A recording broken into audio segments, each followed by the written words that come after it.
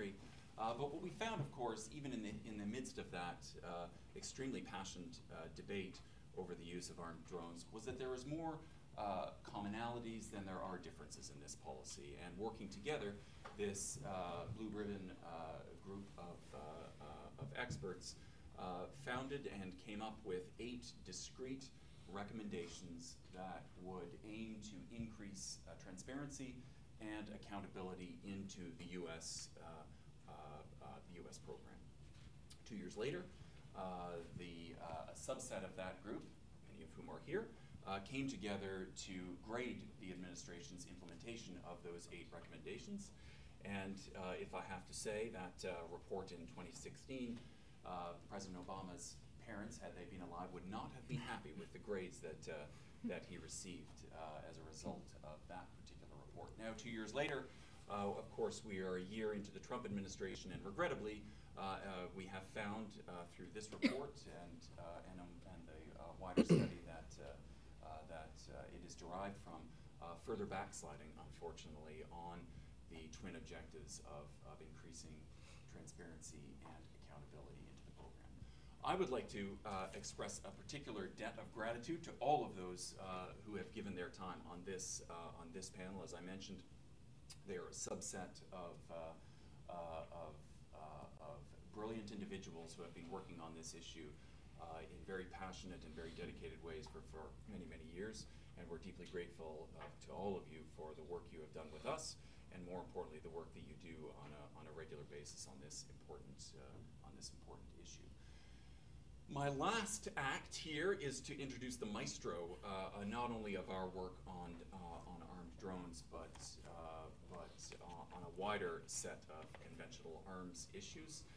She is our managing director. She is a recognizable face, I suspect, to all of you in the room. And I give you, ladies and gentlemen, Rachel Stohl. Thank you.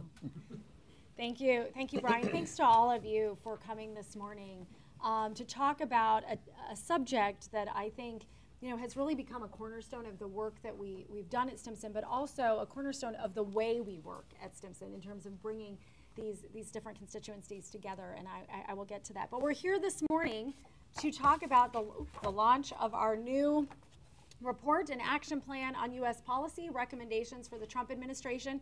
It's not that long, but if you want the cheat sheet, the recommendations, you can just read those separately in this document. If you don't have a copy, they're available outside the room, so please get one.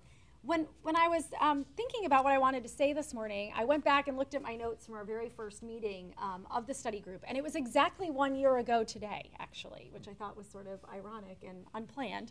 But we convened this study group to discuss what was happening with the U.S. lethal or the U.S. armed drone program, and I'm going to say drones. And I know it makes some of you a little antsy, but that's the terminology that we're going to use. And we wanted to look at what is happening with the policies and frameworks that are guiding the use of arms drones, particularly under the Trump administration. We'd heard, even 6 months into the administration, we'd heard some grumblings about some changes, and we wanted to take a larger look and build upon the work that Brian had mentioned that we had done in both 2014 and 2016, which really were in-depth looks at the comprehensive nature of the U.S. drone program. So not just sort of the national security piece and not just the foreign policy piece, but also the commercial aspects. And what does all of this mean for the long term, as well as the short term, strength and stability of the United States and the precedent that they were saying. So the report that we're launching today really serves as a reflection of what has and hasn't changed in the first year and a half or so of the Trump administration, but also serves as a platform to really advance some common sense recommendations for better ensuring that the U.S. drone program and U.S. drone policies in general are transparent, accountable, and sustainable. Now, as with all things that Stimson does, we don't just rely on our in-house expertise. We like to sort of reach out to a wide variety of stakeholders and seek their input, seek their advice, their counsel. What are the issues we should be looking at? How should we be looking at different particular areas? And so we convened a study group over the course of a year to really examine a lot of these issues in depth. And we came across very similar findings across all of these issues, that it was really hard to get information. But we really wanted to look at what had been established during the Obama administration, which the irony is not lost on me that we were claiming in 2014 and 2016 that the policies and programs the Obama administration put in place were not sufficient to putting the U.S. drone program on a footing that we felt was transparent and accountable and led to positive international standards. But we wanted to see, what has happened since the end of the Obama administration, and are there steps that the Trump administration can take that are very practical, that are very sort of common sense, that would help get the program back on good footing. So I'm pleased to share the stage with members of this study group, and I want to briefly introduce them just to give you an idea of the wealth of knowledge and expertise that we had. I want to say that overall, if you look at, because this is just a sample of our study group, we had a study group that represented 3 different administrations that worked across the political spectrum and that have ideological differences between them. But what was really fabulous about this group, and we have consistency among some of our task force members from that original group in 2014, which makes me very excited, which means we did something right that they want to keep staying involved in this, but that everybody checked their politics at the door, that everybody was really looking towards a common goal of finding ways to identify common sense, pragmatic solutions to what seems like, I think in some cases, a very complex and cross-cutting issue. And it was really, I was really honored that they dedicated so much time to working with me and with each other to really find ways that we could advance something that was helpful and useful and contributed to the policy debate. So to my left, we have Peter Lichtenbaum, who's a partner in the Washington, D.C., Covington, and Burling offices, and he's co-chair of the International Trade and Finance Practice Group. Now, Peter came to us with a wide experience in a variety of international regulatory compliance and trade matters, including export controls, economic sanctions, national security reviews of foreign investments, anti-corruption, et cetera. And he has specialized experience in the aerospace, defense, and homeland security industries. So you can tell sort of where Peter's expertise lies and where he assisted in the report. To my right is Dan Mahanty, who's a senior advisor for the Center for Civilians in Conflict, which you may know as CIVIC. He engages U.S. policymakers to promote adoption of policies and practices that enhance the protection of civilians in conflict, including through international security cooperation and assistance. And prior to joining CIVIC, Dan spent 16 years at the Department of State. So came from a sort of diplomatic point of view, and now focusing on issues related to civilians in conflict. Hina Shamsi, to my left, is the director of the American Civil Liberties Union National Security Project, which is dedicated to ensuring that U.S. national security policies and practices are consistent with the Constitution, civil liberties, and human rights. And her work focuses on the intersection of national security and counterterrorism policies with international human rights and humanitarian law. And finally, to my right, we have Jeff Smith, who led Arnold & Porter's national and homeland security practice, which regularly counsels both U.S. and foreign companies on a wide range of national security issues. His practice has included advising major defense and aerospace companies and representing major media organizations and individuals with respect to First Amendment issues and unauthorized disclosures of classified information. And Jeff was also former general counsel of the CIA and currently serves on the Department of Defense Legal Policy Advisory Board. You can see we had a wealth, just in these 4 people, we had a wealth of information. We also have from the study group Wendy Patton, who's a senior policy advisor at the Open Society Foundations. And if you look in your report, you'll see members of the study group who weren't able to join us today, again, representing really deep knowledge in this particular field that was helpful to us.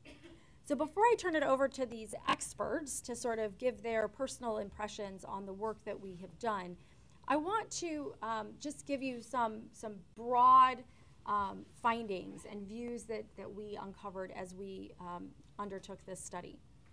Throughout our review, we found, and I don't think this will be a surprise to anyone, that U.S. drone policy under the Trump administration has thus far been defined by uncertainty coupled with less oversight and less transparency. And the action plan highlights throughout, in all of the aspects of the report, that the Trump administration is reversing course with regard to transparency and accountability in the U.S. drone program, particularly from the Obama administration's policies and practices. which you may recall I have many times argued were insufficient to addressing the myriad challenges that were raised by the U.S. drone program. So it's not lost on me that I'm now wistful a little bit for what I previously have argued was not enough. Under the Trump administration, officials have reportedly undertaken several changes to the U.S. drone program, including increasing the tempo of strikes, expanding the geographic scope of where those strikes have occurred, including in operations where the U.S. government considers outside areas of active hostilities. They've delegated more strike decision authority from the White House to military operators. That has lowered the decision-making threshold that's required to take lethal action against terrorism suspects outside of war zones. And they have broadened the CIA's role in conducting lethal strikes. So in short, if you want just a quick soundbite, the Trump administration's drone policy appears to be less restrained, less transparent, and less accountable. Even with that, it's not all bad news. The action plan argues that the United States still has an opportunity to be a leader on developing appropriate policy frameworks to guide the transfer and use of armed drones and setting an appropriate and responsible international precedent. And we argue that such an approach is particularly important as U.S. policy in practice not only impacts what is happening within and to and by the United States, but also how our allies, partners, and even our enemies utilize drones for their own purposes. So improving U.S. drone policy in practice to ensure that the drone program is lawful, that it's appropriate, that it's accountable, and that it's transparent could actually lend credibility and legitimacy to the reliability of the U.S. drone program. And it's something that we argue throughout is an important step for the United States to take.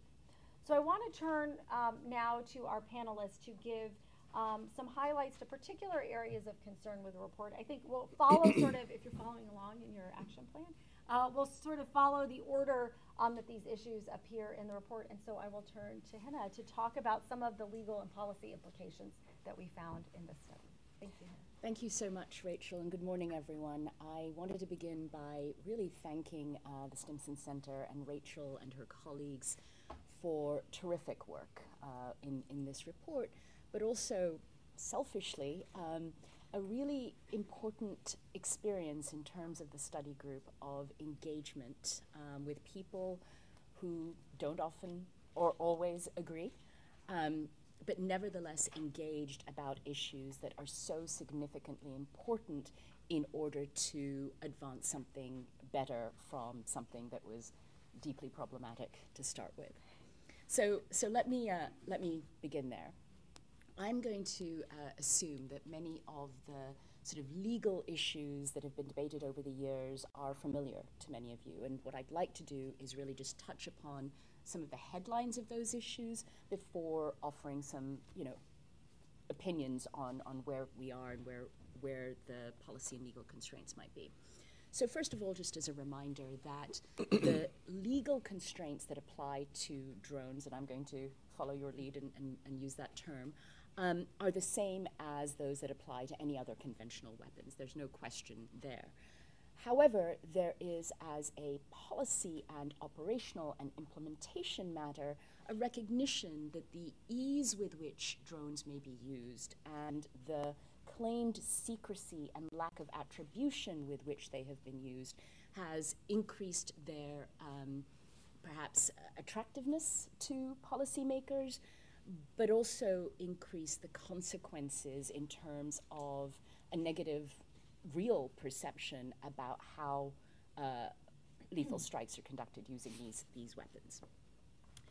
The legal framework really is pretty clear that when used in the context of a recognized armed conflict, the laws of war generally apply, with human rights law as a backdrop, and the law of war constraints of necessity and proportionality, using feasible precautions, all apply. It's also pretty clear that when outside the context of an armed conflict, human rights law applies, such that lethal force may only be used against a threat to life that is in essence imminent. Now, where the US has sought to create debate or resulted in debate is a position in which it is still very much an outlier, which is that the law of war rules, which are and can be more permissive, apply in places where there isn't recognized armed conflict.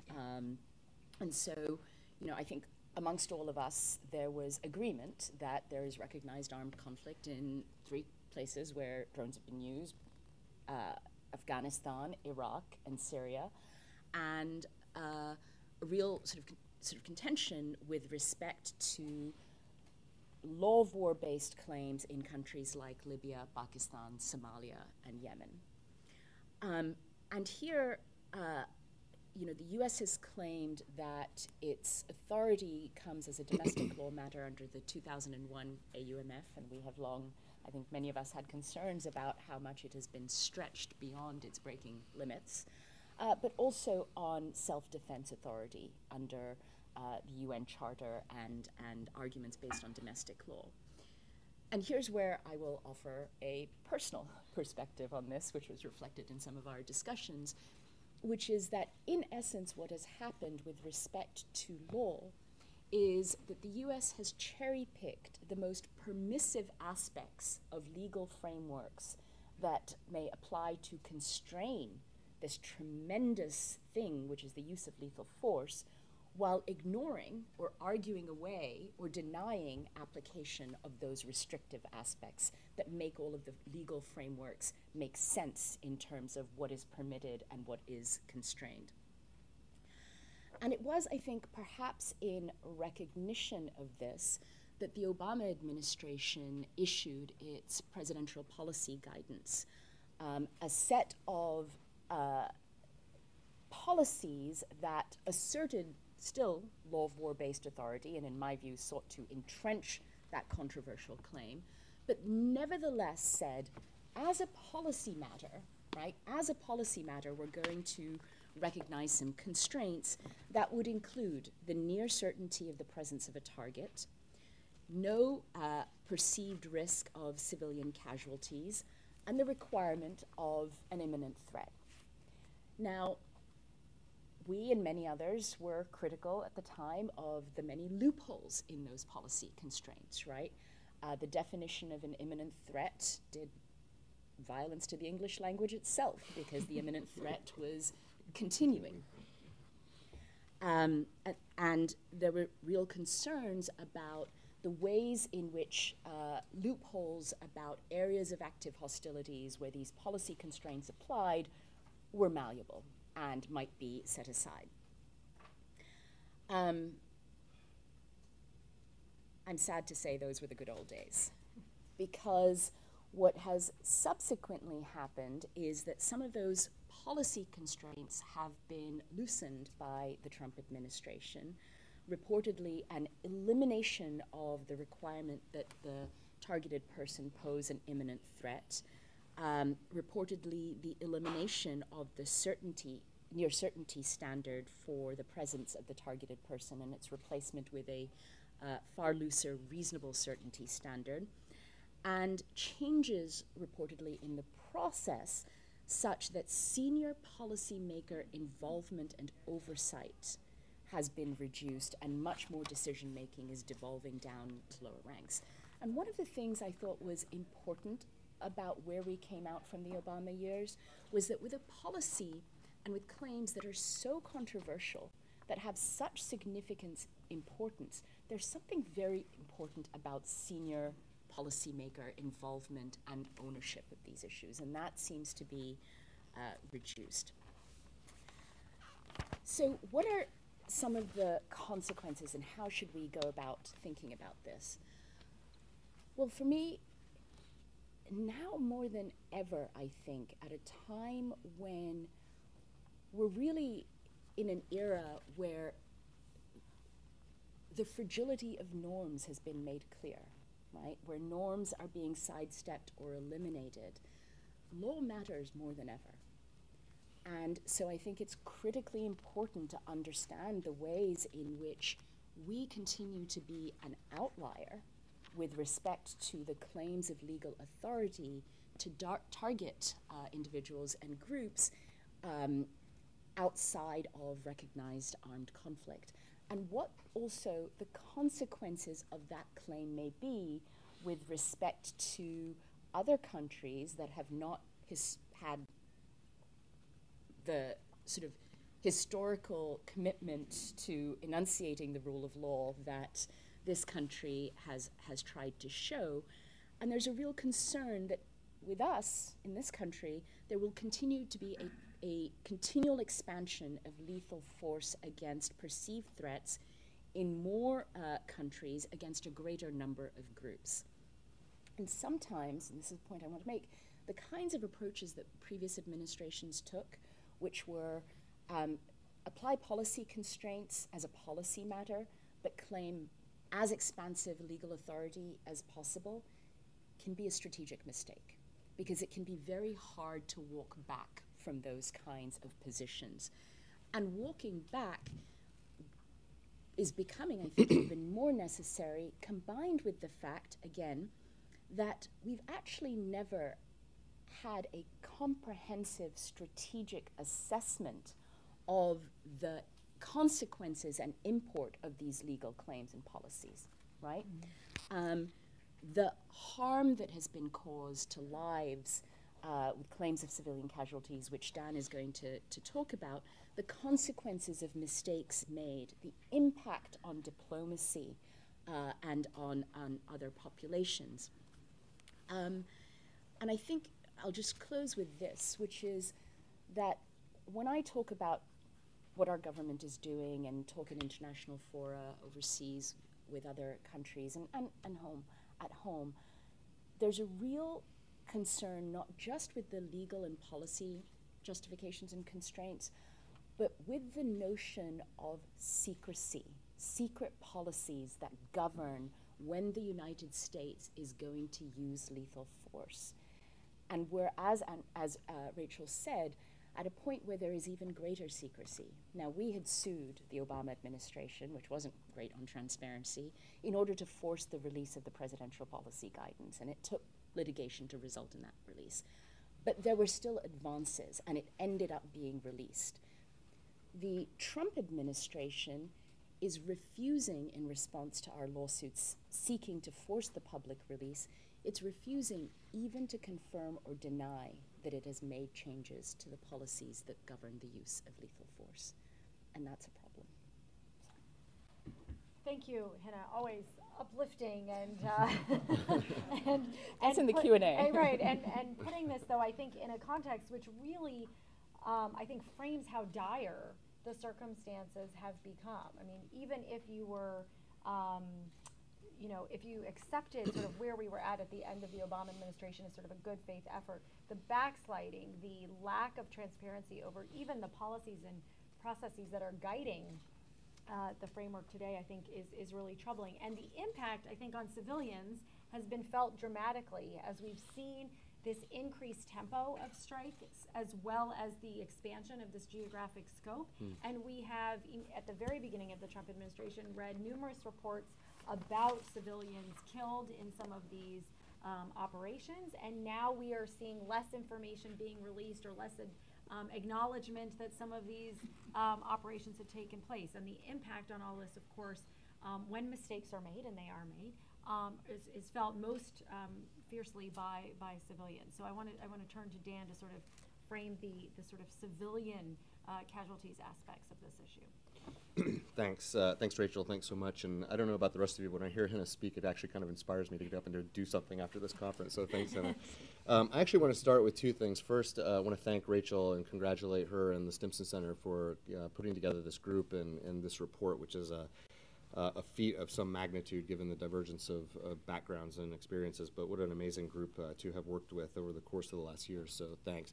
The second thing I want to do is apologize to whoever it is out there that has the Twitter handle @Stimson, because I've been tweeting at you for the course of the last year, and it's actually @Stimson Center. So for those of you watching at home or in the room who are tweeting about this, just a word to the wise.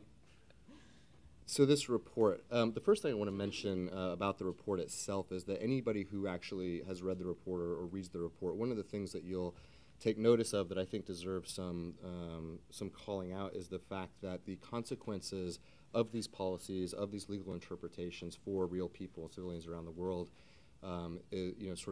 it has emphasis throughout the report as a central frame of reference, and I think that's a really important feature of the report, overall. So, in spite of its pragmatic tone, I think it does a really good job of sort of calling out sort of what the importance of these matters are to real people. So, that's the first thing.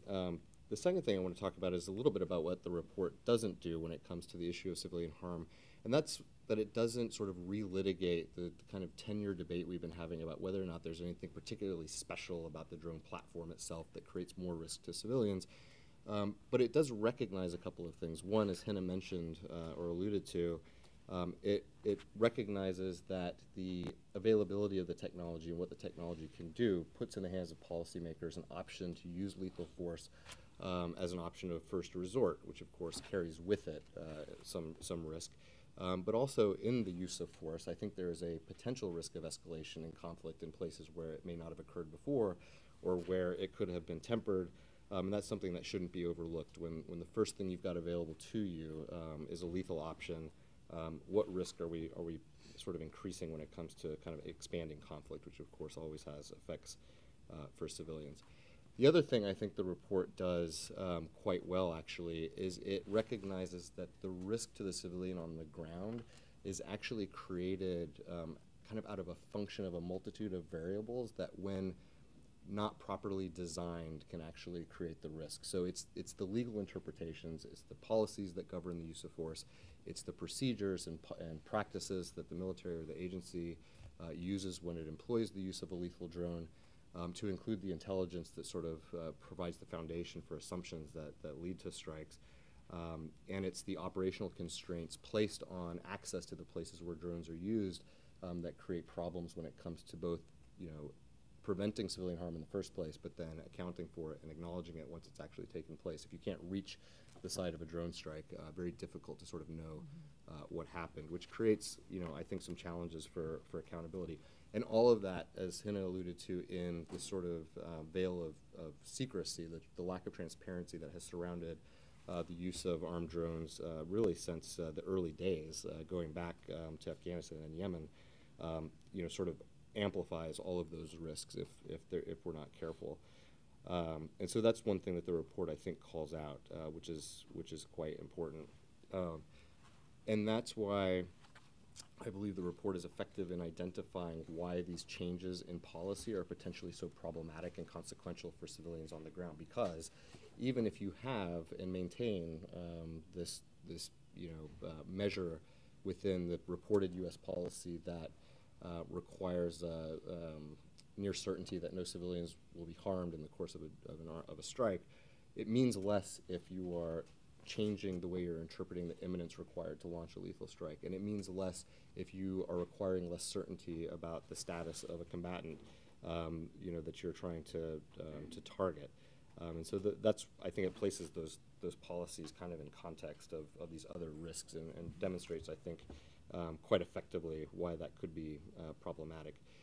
I could spend some time going through, sort of what we know about drone strikes and sort of civilian casualties over the course of the last year, which we did not incorporate in the body of the report, I think with good reason, because those facts are sort of available to people. But I instead would offer perhaps some thoughts about the way forward, which are incorporated in the recommendations of the report that folks might take away. So the first thing, so what to do about the risk to civilians on the ground, taking all of this to heart.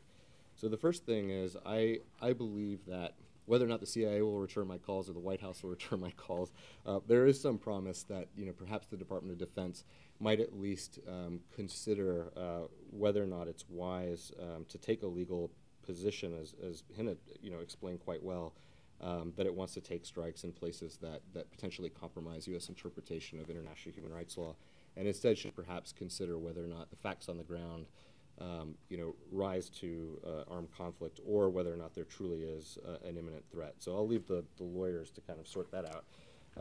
The second thing is I believe that operators should consistently question the assumptions driving the confidence that can come from the use of drones. In other words, we have seen in the past, and there's a great book by Larry Lewis that kind of identifies this problem of groupthink and the overconfidence that comes from this whole idea that drones are inherently precise. You've got to really question the assumptions driving the status of the individual on the ground, whether or not they're a civilian, et cetera. All of the processes that govern the use of strikes, the intelligence, the magic of aerial surveillance. None of these things are inherently, perfect, and so you've really got to question assumptions driving the use of lethal force. In the way that drones are used in remote areas, DoD, I think, and others who use drones really have to continue to improve upon the way they're able to compensate for gaps both in the pre-strike surveillance and intelligence they've got, but more importantly, after a strike takes place. And what I mean by that is I do think that in spite of the I think, valid critiques that we've levied, some progress has been made by certain quarters of the Department of Defense in doing what they can to understand sort of what happened after the fact by, speaking with journalists, speaking with NGOs. I think there's a lot of room for improvement nonetheless, and really taking proactive steps to try to identify witnesses when a claim of civilian casualties is made in places like Somalia where we don't have, as many ground forces or no ground forces in other places. And that, of course, will improve investigations. Another area which we allude to in the report, but I think really deserves emphasis going forward, is the interoperability of prevention and mitigation with partner forces that we're increasingly working with when it comes to kind of drone strikes in places like Somalia, where the U.S. government is hand-in-hand working with other forces and upon whom the U.S. relies for the use of lethal force and vice versa. And in cases now where we may anticipate the use of lethal strikes sort of in a self-defense posture where U.S. troops may be advising troops on the ground, being careful about the risks that can create. The last two things I'll mention, number one, transparency. I think that's a theme that runs across the different parts of the report, but really being first with the truth, coming out to acknowledge the strikes that you've taken, and in cases where there have been civilian casualties, acknowledging that. Which, to their credit, DoD has done, has improved upon in the last couple of even days, where we had DoD acknowledge a strike in Libya yesterday morning and in Somalia. Although, and I don't want to be too terribly critical because they did acknowledge the strike, the acknowledgement was made on sort of an if-asked basis. There was a journalist who picked up on the strike in Libya, and Air Wars asked the DoD, "Was this you?" And they admitted it was them, which is a positive step, but even more positive would be to come out and say, we conducted a strike. It kind of helps with disinformation as well. And then finally, and this is kind of a good news story, a mixed good news story. It's disappointing that the White House did not submit its report of civilian casualties under its self-imposed, and I say self-imposed covering the bipartisan institution that the White House purports to be, did not submit a report under the executive order on civilian casualties on May 1st. However, the Department of Defense submitted a report required by the National Defense Authorization Act of last year detailing its own civilian casualties and included within the body of that report the language of the executive order, which to me suggests that at least the executive order lives on and hopefully will be preserved and sustained, even if the implementation has been sort of imperfect. So something to build on, perhaps. So I'll just conclude by saying, yes, it's true.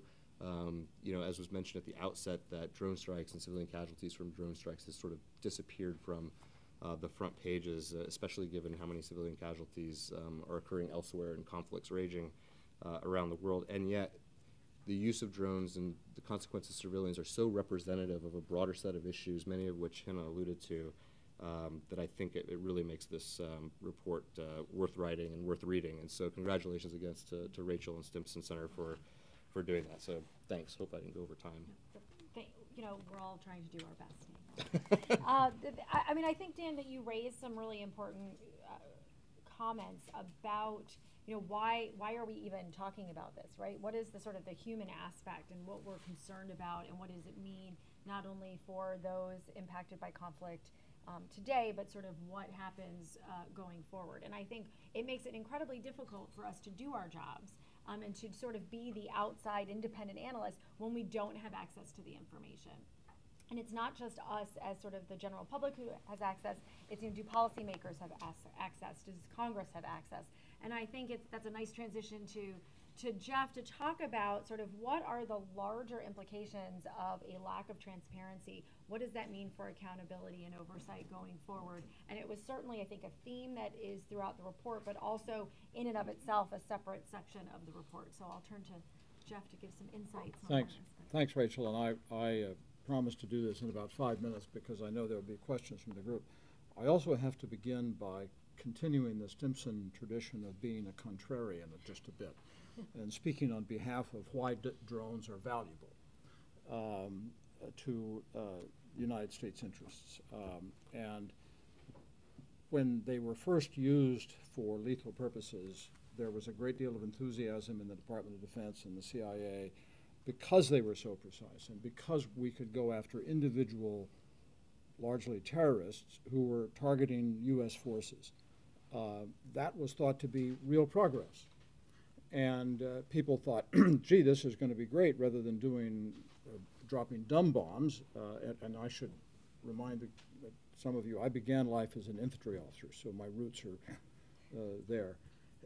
Dropping dumb bombs, where you kill a lot of people, you may or may not get the person you're after. Here we are able to fuse terrific intelligence with precise drones that can hit a room in a house and leave the rest of the house standing. I have been in the Obama administration, was briefed on a few of these and was able to see some of the intelligence and some of the filming of these strikes. Now, to be sure, the ones that I saw were successful.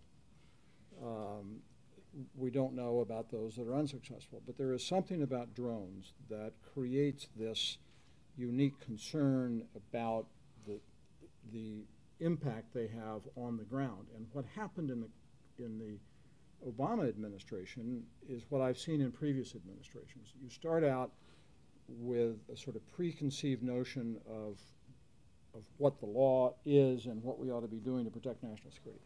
But by the end of the administration, the efficacy of the program begins to influence how you see things. So the initial enthusiasm for why drones were a good idea, by the end of the Obama administration, they began to realize, this may not be such a great idea, because it has all of these other adverse impacts, civilian casualties. We're trying to fight a war where, to use a term from another era, the hearts and minds of the people are really the center of our attention. And drones have a devastating effect on that. And so one of the important recommendations of this group is that we conduct a strategic review of the efficacy of the program. Is it working? Is it contributing to our overall national goals? One of which is the rule of law. And I think part of the problem is that the rule of law often kind of gets pushed aside because we've got this target, we've got to go after this target. What people begin to realize, first of all, as they get more senior, and secondly, as they see this program develop over time, is that the rule of law and our national interests coincide. And that too often is lost, I think. And I, as I said, began as an infantryman and then became a lawyer. So I kind of, in my own mind, think of things that way. One of the things that I want to talk about is the transparency and the accountability and secrecy. I spent a lot of time living in the secret world, and there's a reason for secrecy. There are valid reasons for secrecy. There are also invalid reasons for secrecy. Secrecy can be very seductive. You can hide things that you don't want people to know, but you also need it in order to conduct effective operations and gain the support of the local nations. Much of the reason that a lot of this is secret is because the countries where we're operating don't want us to talk about it. And that's something very hard that we can't really fix in Washington, other than telling them that it's really in your interest that we tell our country more of what we're doing in your country. And the local government says, we really don't want our citizens to know what you're doing here because we don't want them to know what we're doing here. So give a little credit to those in government who are struggling with this issue. It's not easy. But I'm also deeply worried about the consequences of what we are doing in setting a precedent. And both Hina and Dan talked about that a little bit. This is a new technology. Peter's going to talk about it going to spread to a lot of other places.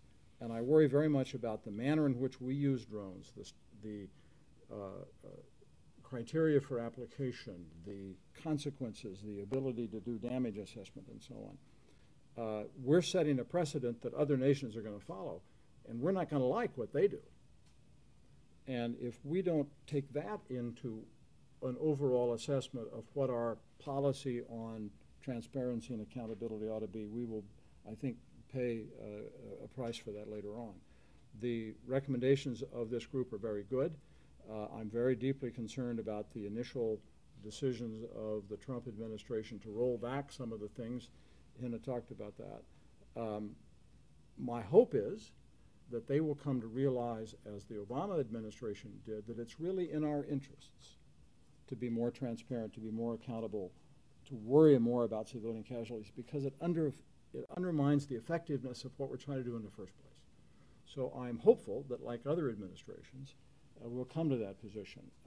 Whether this particular administration, which seems to not warm to the thought of international law, will get there, I don't know. But I'm hopeful that some of the hard-headed people at the Pentagon, the State Department, and the CIA will say, no, we really need to do this, much as why we support the Geneva Conventions. It's in our interest in the long run. It's not a bunch of woolly-headed liberals in places like Stimson. The Stimson, yeah, the Stimson. By the way, I was a board member of the Stimson for a long time, so I'm very much in favor of all this. But it's, it's the guys who wake up every morning worried about the security of the nation. When they begin to understand why it's in their interest and why it's in our national interest, that's when it makes a difference. So one of the great contributions of the Center and our recommendations in working with the NSC and the State Department and the Defense Department and the Congress in particular is to get that message across. So good work, keep it up. Thank you. Thank you, Jeff. I think the point that you made about the United States, the United States is not alone here. We're not, I think the United States likes to think it's exceptional, but the reality is that whatever metaphor you want to use, the cat's out of the bag, the genie's out of the bottle, the train has left the station. The U.S. has lost its monopoly on not only the manufacture and proliferation or export of this technology, but also on its use.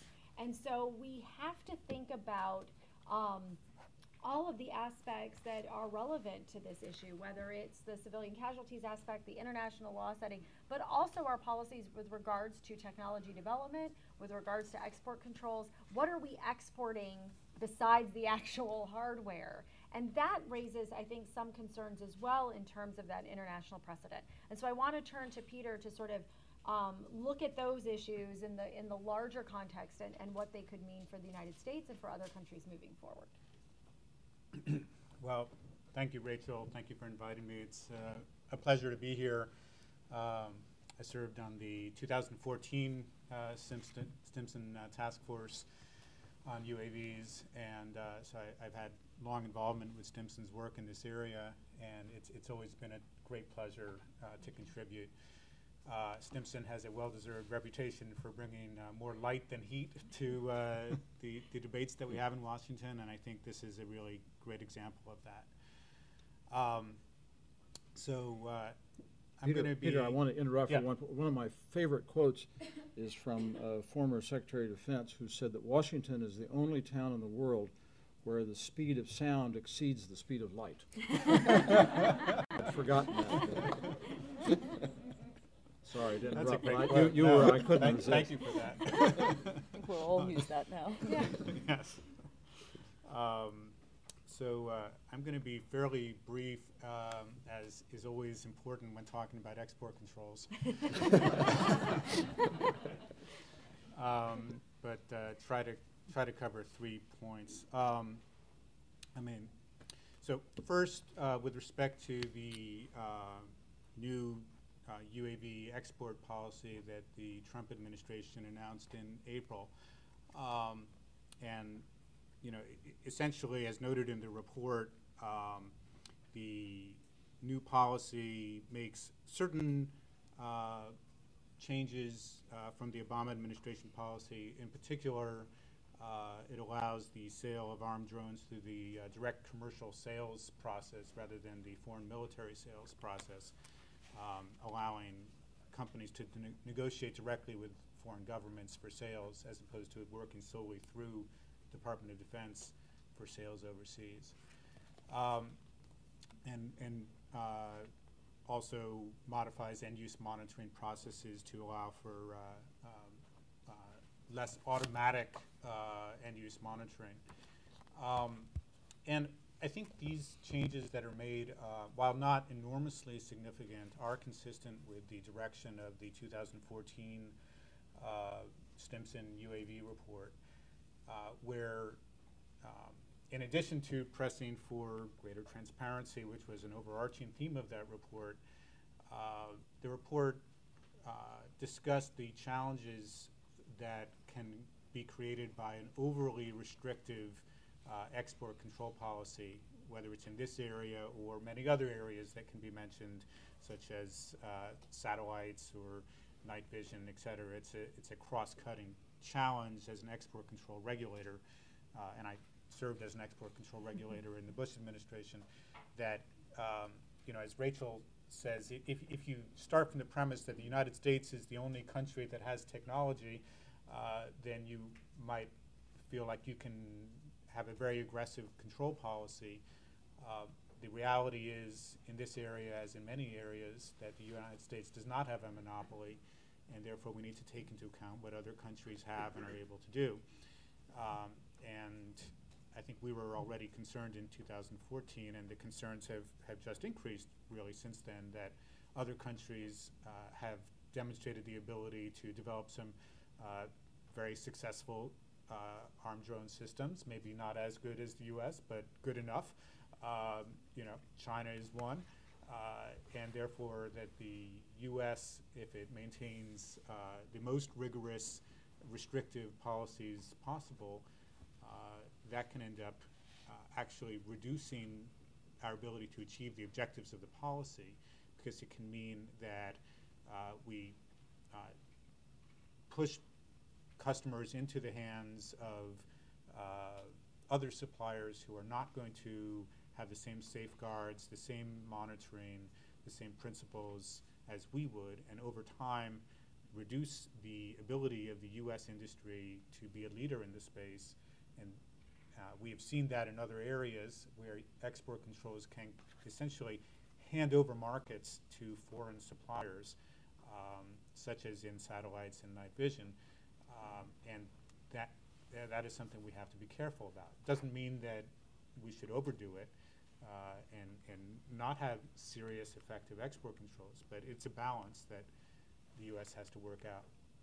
And so I think the Trump administration revised UAV policy is a step in the right direction from that standpoint, although it's only a small step, and I don't want to overstate it. They are continuing to work on what probably would be a more important aspect, which is addressing, and we also talked about this in the 2014 report, the strong presumption of denial that exists for armed drones, and whether there are certain categories of armed drones that for which that strong presumption of denial might no longer be appropriate. That's a question that has to be considered under the Missile Technology Control Regime, MTCR, and the U.S. is advancing, as I understand, proposals in that respect. That's going to be very important as well. In terms of transparency, you know, they're probably not as transparent yet as any of us would like them to be in terms of what the drone export policy is. Some transparency is provided as a result of the April 18 release, but there's a lot that is unclear and that you only find out if you are an exporter going through the system seeking licenses. Second point I would make relates to the effort to internationalize the rules with respect to export and use of armed drones. And this is very important, as Jeff highlighted correctly. You know, we can set whatever rules we want, but we need to understand that we are setting a precedent and that other countries are watching very closely what we do. and that, you know, if we assert certain prerogatives, that will make it difficult for us to argue against other countries asserting those same prerogatives. And so, you know, I think we welcomed the Obama administration's launching of the joint declaration process because it is important to have international rules in this area. The Trump administration, as the report notes, does seem to have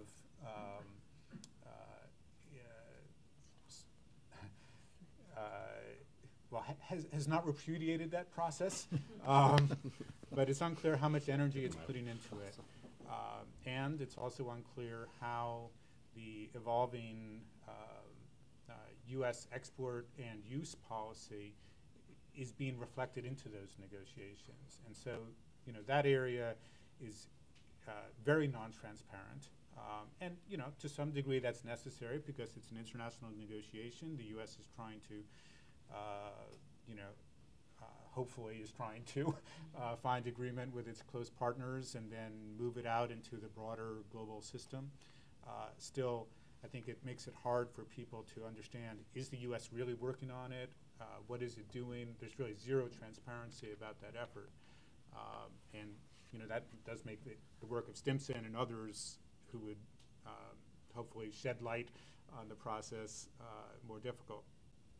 And it's an inherently challenging process because you think about the U.S. trying to get even close allies to agree in this area, like, you know, UK, Canada, but then trying to move that out into the broader international system, whether it's through the Wassenaar Arrangement or MTCR, Arms Trade Treaty or something. It's going to be a very difficult task to move these policies about export and use into the international framework or even the multilateral framework. And then the last thing I'll mention is I think the report does a great job of highlighting the evolution of technology in this area and how technology in this area is no longer really driven by military development, but increasingly by commercial sector development, and the challenges that that can pose for national security and even homeland security when commercial drones can be adapted to pose threats, whether it's to U.S. troops or other targets that, whether it's terrorists abroad or terrorists at home, may have. So I think that the threat that commercial programs play from a non-state actor perspective is something that the report does a great job of highlighting and is going to be a very significant challenge for U.S. policy. The report talks also about the role of 3D printing and the ability of 3D printing to really challenge export control rules. And this is not limited to drones. It's going to be a challenge across the board that 3D printing plays. You're no longer talking about exporting widgets. You just have the technology to create the widget wherever you are. And that's something that the international export control system is just starting to grapple with. So again, well done. And I look forward to the Q&A period. Thank you, Peter, and thanks to all of you for your incredibly kind comments. I mean, I always feel like I learn more from all of you than I think that you learn from us. But I think that really this report reflects the wealth of expertise that we were able to glean and to really, you know, we didn't relitigate. We had a lot of lawyers in this group, let me tell you, but we did not relitigate all of these issues. But we simply tried to highlight what these issues are and how they implicate or impact what we're doing moving forward and what issues we should be concerned about. And so at the end of the report, we do have several recommendations, and they're sort of along the themes that we've been talking about, transparency and accountability. But we thought this time we would look not only at what the Trump administration can do, but also what Congress should do, because Congress has largely been absent in this discussion. And it's another sort of theme that is woven throughout the report, that we need to sort of demand and ask questions of the administration, regardless of who is in office. to try and really understand what is being done in the U.S. name and for the U.S. interest. And so I'm not going to spend, because I want to get to Q&A, I'm not going to spend a ton of time on the recommendations, but I just want to highlight a few and explain sort of the thinking that we had. In terms of some of these transparency issues, we really want to see a public release of, as Hina said, it's not even confirmed or denied that they exist, but a public release of any new policies, of principles, standards, or procedures on U.S. policy.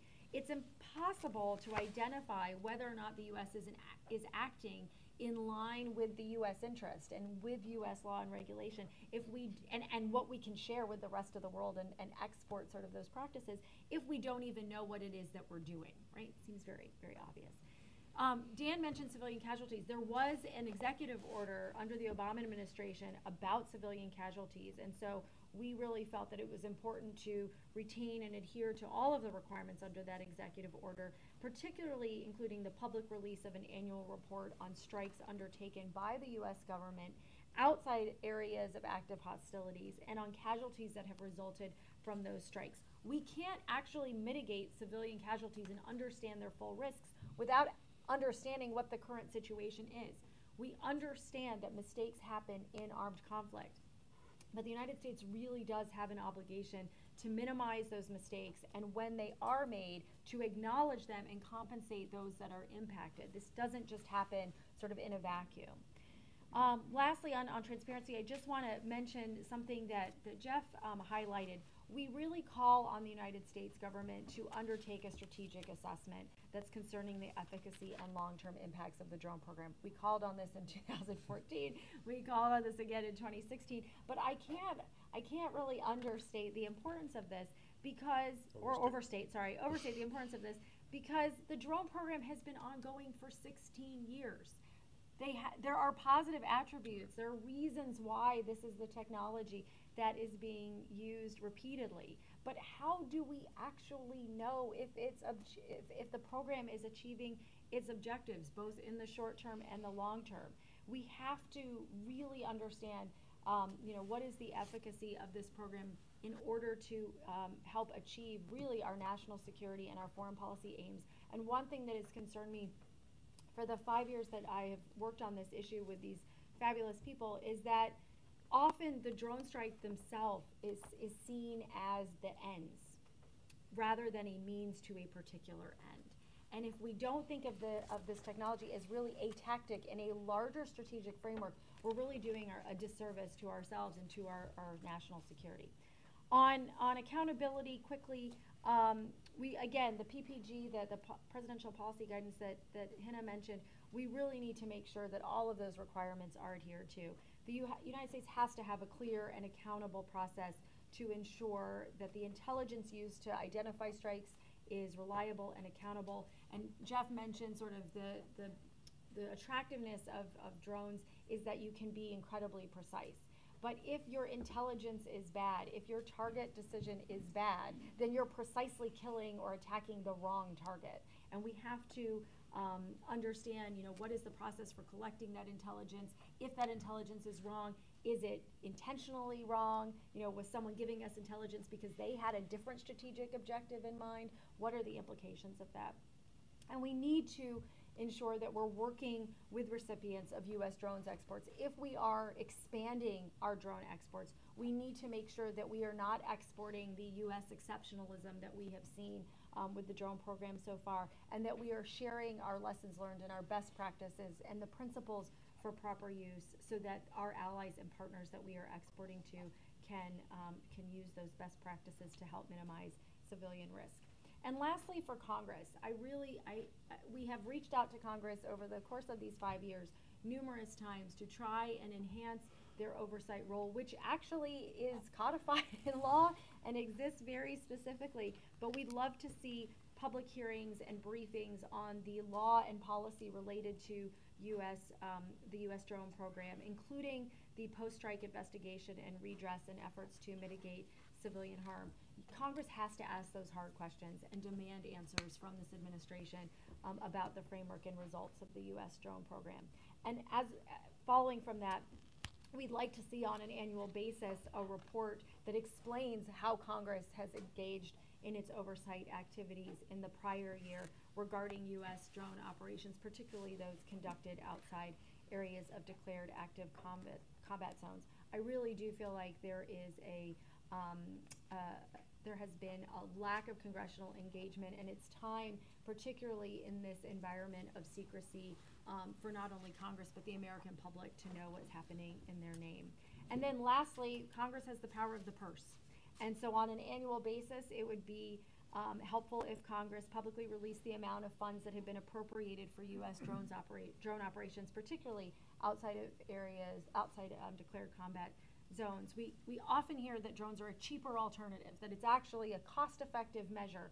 There are studies that show why that is actually not true. But we need to have a thorough accounting of what's being spent on the U.S. drone program, particularly in areas where there is less transparency and when we don't know as much as of what kind of operations and the results are being undertaken. So I know that was very quick, but I want to make sure that we have time for questions. And so we have microphones. If you could identify yourself. If there's any press, I know we have some press here. If you could identify yourself quickly, and I'll let you go first. Press? No? Okay. Then I'll start over here on this side of the room, and then we'll move our way. It's Steve Winters, independent consultant. I went to a talk by General Petraeus a few months ago, and he described drones as the crown jewels of the U.S. military.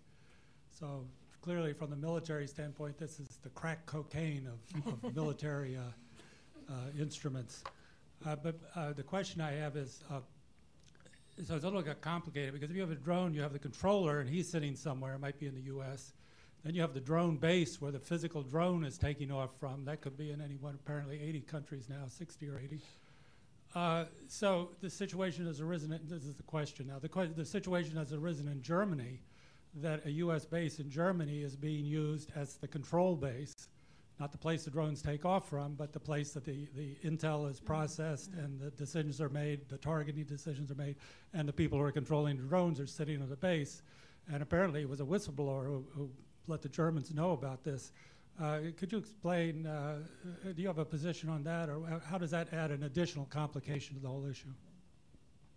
I mean, I think drones are an interesting, as you mentioned, are an interesting system because, you know, the actual drone itself is you know, a piece of machinery, but a lot of the intel processing and the actual operation besides the launch and recovery happens, you know, could be continents away. And so there are many different actors. There is a much more robust public debate about the use of lethal drones in many European countries. There's much more of a contentious and a sort of what is our role in sort of the complicity of these attacks in other countries. And so Germany is one where there's a very active population. We sort of touch on it a little bit in the report in terms of, you know, the actions of partners and allies and if they're adopting similar sort of national policies. But it's different when you have sort of U.S. operators working within other countries. I think Dan has something he wants. Yeah, and also I know, you know, Hina probably has some perspective on the legal interpretation in some of these countries. I would offer just quickly on this point, one of the value propositions of greater transparency, at least when it comes to things like the legal interpretation and positions that countries take in the use of armed drones, and this has been a constraining factor in European countries where litigation or at least efforts at greater transparency have been launched in Germany, in the UK, in Italy, just to name a couple. Civil society who has sought to understand the role that their countries are playing in the use of drones and lethal operations have run up against problems when it comes to the transparency with which their own governments not only use drones or participate in the use of drones, but a sheer lack of transparency in the articulated policy and legal framework that they're employing to participate. So countries aren't just not disclosing that they're participating, they're not saying what the legal or policy justification of their participation would be, and that's a problem. Mm-hmm. Did you?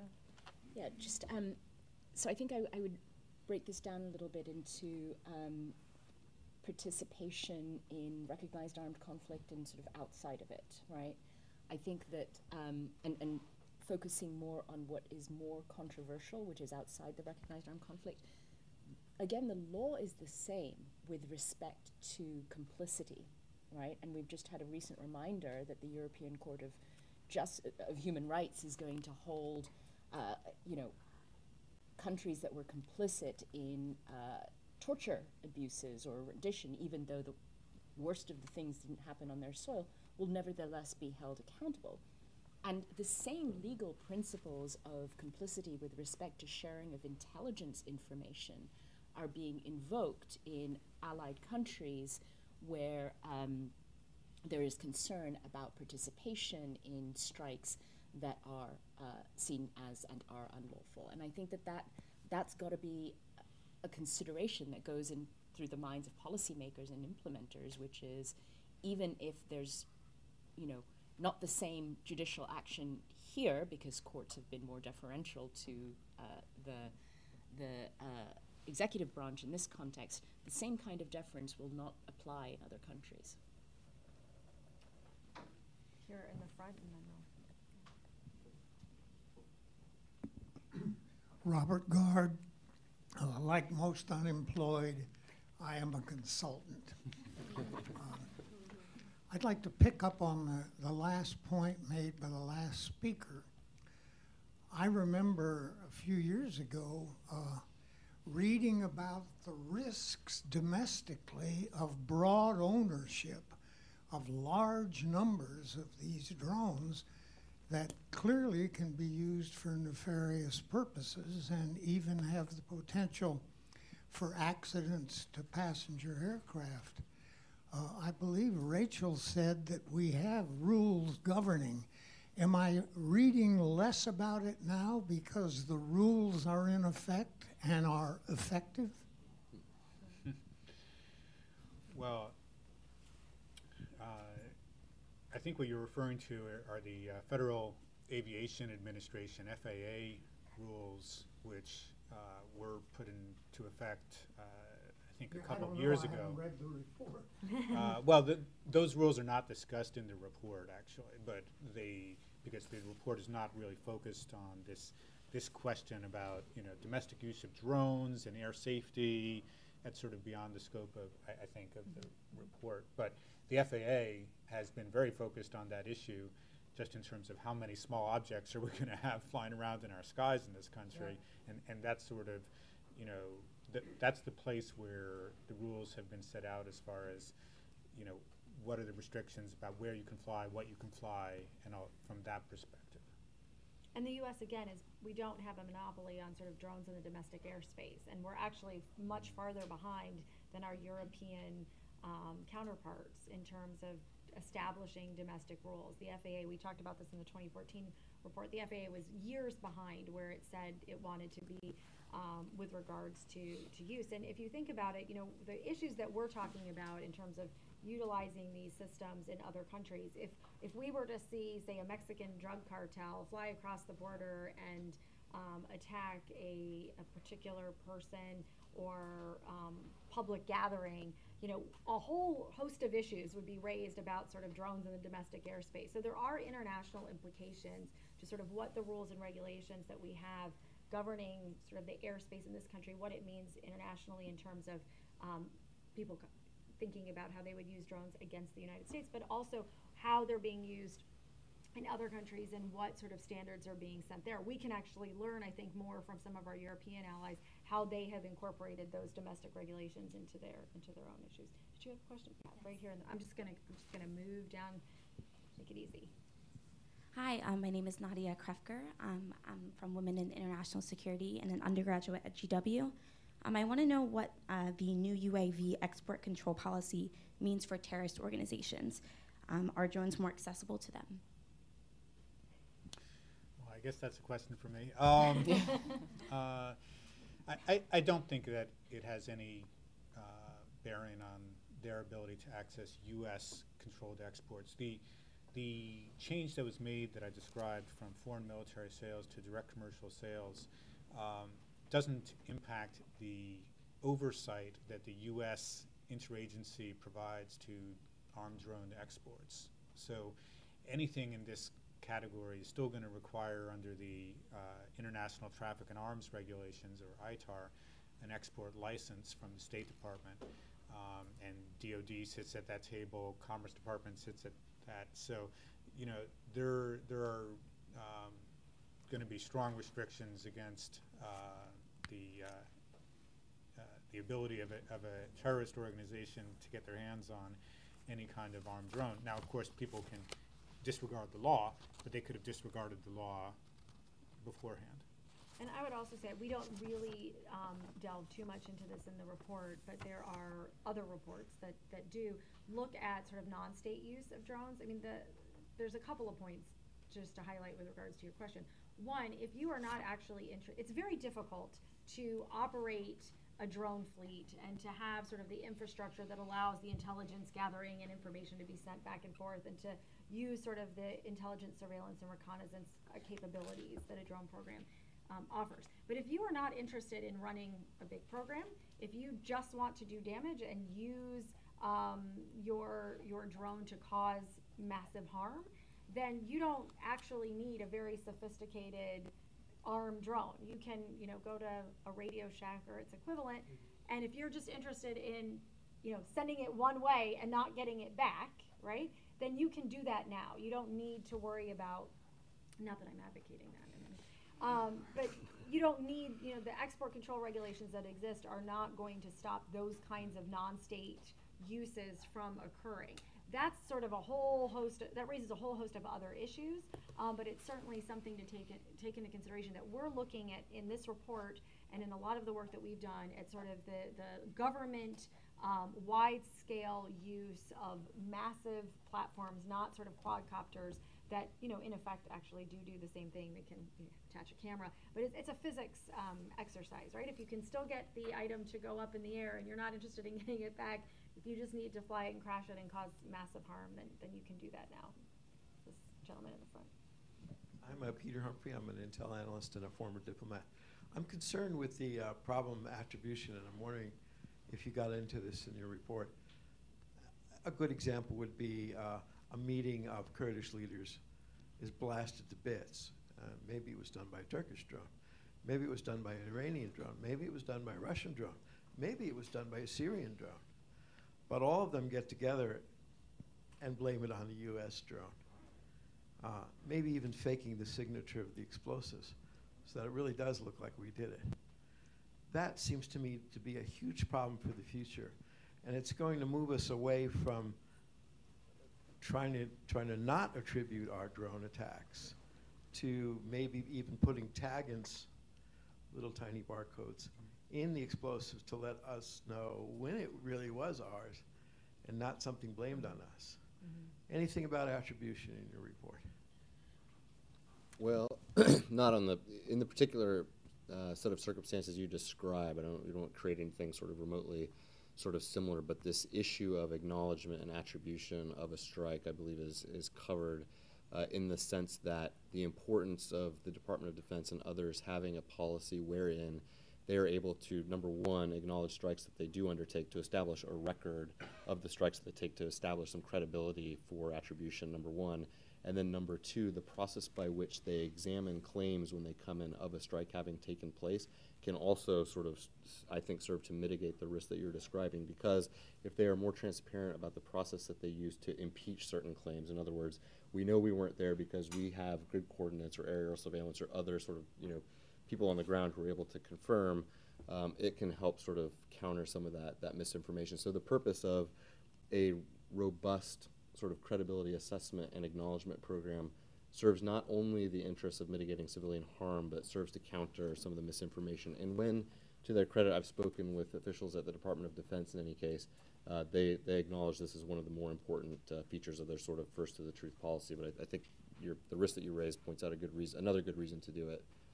I'm going to just switch over to this side of the room for a second. Gentleman in the back. My name is Matt Stroud. I'm with the Center for Public Integrity. I'm a journalist. I'm wondering if any of you, and Peter in particular, have seen agreements between companies and the U.S. government for information sharing.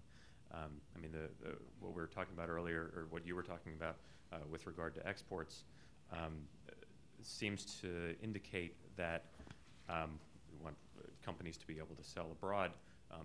Are there any information sharing agreements so that after the fact, after an attack, a terroristic attack occurs or something, that those companies would be required to share information with the U.S. government or encouraged to share information with the U.S. government regarding those attacks? Thanks.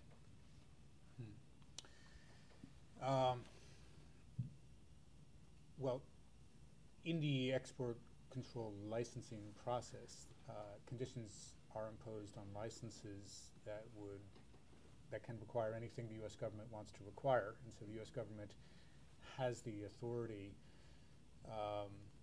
And as I mentioned, there are end-use monitoring rules that are also attached in this area.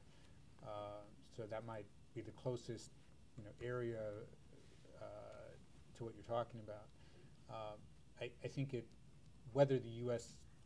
company even has that information would, be a question, because they may or may not be involved as the operator of the item, in which case, if they're not, and it's more of a turnkey, here's your system, we'll train you, and then you're going to use it.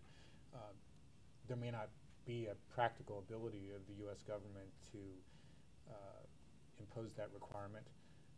But I don't have, specifics about what in practice has or hasn't been required. I just want to add a very quick two-finger footnote to the earlier comment I made, because it's important, I think, to walk away from here understanding also that strikes are no longer sort of unilateral operations anymore. And one challenge to the first to the truth comment I made earlier is the fact that the U.S. is now partnering with many other countries who do not have the same incentive to transparency. And so it's a real policy issue that needs to be tackled. I recognize there are a lot of hands that are still up, but I also want to give our panelists an opportunity to sort of provide any kind of closing remark that maybe we didn't get to, or that sort of we want to impart as you leave here. So I'll start with Hina, if that's, or you're still writing, so maybe I can. No, I'm okay, just, you're good. yeah. Okay.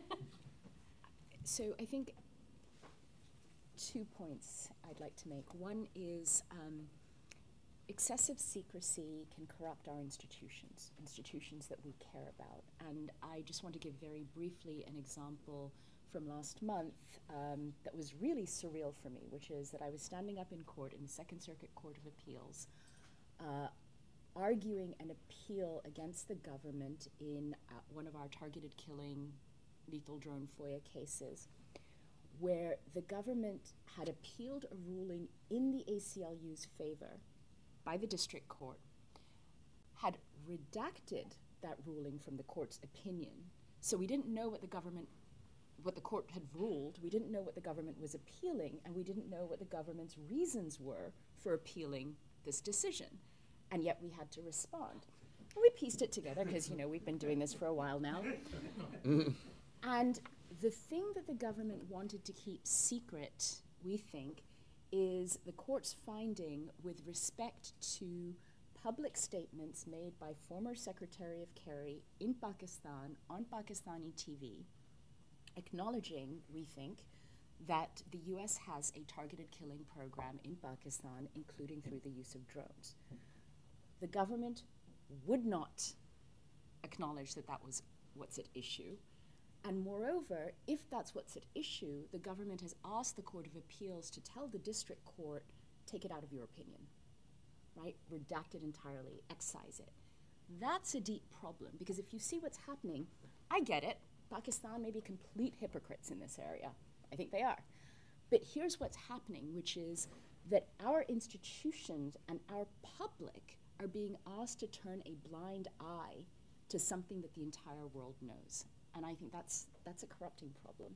The second thing, very quickly, is to pick up on something that Jeff said, which is the importance of hearts and minds in this area, and tie it to what you were saying, Rachel, about the recommendations, which is to say that transparency isn't the only and most important value here. Accountability also is. And I'm not talking about accountability in terms of lawsuits for reparations and all of that, which I think are important in and of themselves, but it is important for a more powerful country to, when it has done something wrong, in order to keep up with and impact hearts and minds, to acknowledge it and provide accountability in the form of compensation, in the form of redress, in the form of recognition, right? That in itself is a value that is critically important. And right now, and I think we learned that in Afghanistan and elsewhere, just the importance of those kinds of salacia payments, even though, you know, I personally don't think that they were enough, but it was important. We're really not doing that. And that, I think, is also a problem with respect to the larger consequences of where we're going to go, which can be remedied.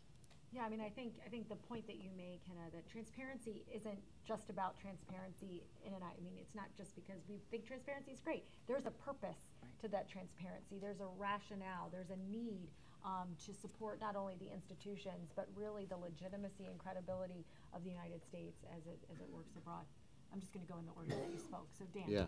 No, I'll be very brief. I just want to thank Rachel and Stimson Center again for pulling this together. I think it serves a really valid purpose of sort of, encouraging an informed public debate about some issues that are relatively complex, because there's one thing I've sort of realized in both government and outside is that things don't necessarily have to be linear, and so there is a good chance now to kind of restore some of, I think, the better sort of principles and appeal to, some really good people in government who do want to do the right thing to kind of get us back on track. So thanks a lot, Rachel. I just want to echo everything that's been said. But I would be happy to respond to some of the questions after we close. But the secrecy thing is really hard to solve, because as crazy as it is, and Pakistan is particularly difficult because everybody knows we have a drone program in Pakistan, but the Pakistanis don't want us to talk about it. Our relations with Pakistan are complicated enough that I have some sympathy with the government, however mad it may seem to you. If the Pakistanis say, assuming this is true, and I suspect it is, that we are really upset with what Secretary Kerry said and stop talking about it in public, that puts the U.S. government in a very bad spot. We can't tell the Pakistani government, no, we don't care what you think. We're going to do what we think we have to do for our own public. So it's really hard to get this right. But if the United States has a practice of maximum transparency and accountability, we can begin to hopefully move nations in that direction. I'm not sure that the current administration quite gets that yet, but I go back to my point earlier, which is that I hope over time they will come to realize why what this task force is trying to recommend is really important. So again, just keep it up. Thank you. Peter? Thanks. Well, just a couple quick points. I do think it's really important that groups like the Stimson Center and all of you as citizens here keep the focus on this. This is an area that is highly technical but very important, and it's critical that the broader values and perspectives of the American people are brought to bear on this, very discrete yet so important topic. It may seem a little bit odd for a former executive branch official, but I want to strongly endorse Rachel's call for greater congressional oversight in this area. I think Congress has a very important role to play in promoting some of the objectives that we've been talking about here today, and could do more. And then lastly, to say that in this area, as in so many, we need to have some realism and perspective about our ability to control events. The fact that the United States is not the only country with technology, the fact that commercial technologies are racing ahead means that we need to have some realism and modesty about the controls that we can achieve in this area.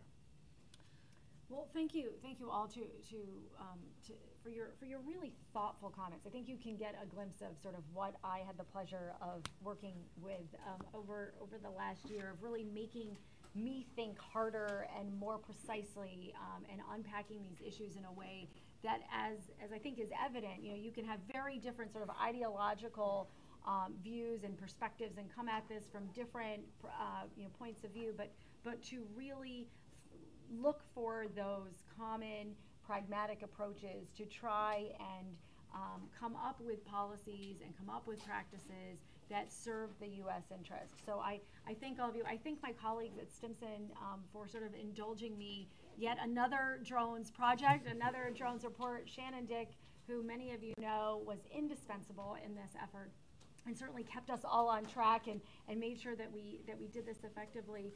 And to all of you, I think we've left you with some ideas, and I think some very good ideas. And I hope that perhaps 2 years from now, since that seems to be our standard time period, that we can come back and really at the end of the Trump administration have a much more hopeful discussion. Because I think for me what was sort of surprising is we had really sort of this ad hoc understanding of what was happening, and we could sort of had an idea that maybe things were backsliding a little bit, but when we put it on paper, it was far bleaker, I think, than any of us really had imagined. And I really hope that this will serve as a starting point, that this is not the end. This is not just meant to be a report on a shelf, but really to engage policymakers and hopefully Congress and all of you in this discussion. So thank you for your attention, thank you for your interest, and thank you for your commitment to working on these issues.